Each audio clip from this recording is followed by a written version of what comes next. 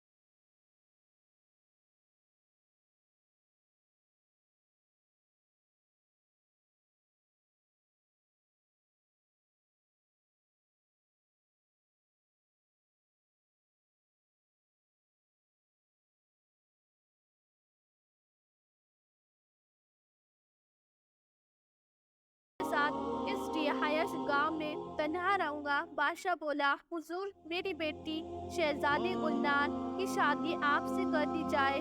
درویش بولا، اگر آپ نے میری شادی کی تو پھر میرے بچے بھی ہوں گے؟ بادشاہ نے جواب دیا، بالکل ہوں گے، ہماری دعا ہے کہ آپ کو نیک اولاد ملے۔ درویش بولا، اگر ان بچوں میں سے کسی بچے کو خدا نہ خواستہ کچھ ہو گیا تو پھر رونا کس کو پڑے گا؟ بادشاہ نے جواب دیا، حضور اگر خدا نہ خواستہ ایسا ہوا تو رونا تو پھر آپ کو ہی پڑے گا۔ درویش مسکرا کر بولا، اگر یہ سارا کچھ لے کر مجھے رونا ہی پڑے گا تو بادشاہ سلامت آپ اپنا گھوڑا اور قیمتی لباس واپس لے لے۔ میں اپنے درویش میں خوش ہوں، دل اسی میں لگاؤ، جس نے دل بنایا دنیا میں لگاؤ تو آنسو ہی ملیں گے۔ حضرت ابو ہریرہ رضی اللہ تعالیٰ عنہ فرماتے ہیں، ایک بابا جی نبی پاک صلی اللہ علیہ وسلم کی بارگاہ میں آئے اور جب وہ واپس جانے لگے تو میں نے عمر پوچھی تو 96 سال تھی۔ کہتے ہیں بزرگ جب آئے تو اس کی بھویں سفید ہو کر آنکھوں پر آ گئی تھی۔ بڑی چھڑی بابا جی نے پکڑی ہوئی تھی اور دونوں ہاتھ پکڑ کر چھڑی کے اوپر جھکے ہوئے تھے۔ جب بزرگ مسجد میں داخل ہوئے تو میرے رسول اللہ صلی اللہ علیہ وسلم نے کھڑے ہو کر استقبال فرمایا اور نبی کریم صلی اللہ علیہ وسلم آگے بڑھ کر بابا جی کو بازو سے پکڑا اور بٹھایا اور وہ بیٹھ گئے۔ کہا، بزرگ کیسے آئے ہو؟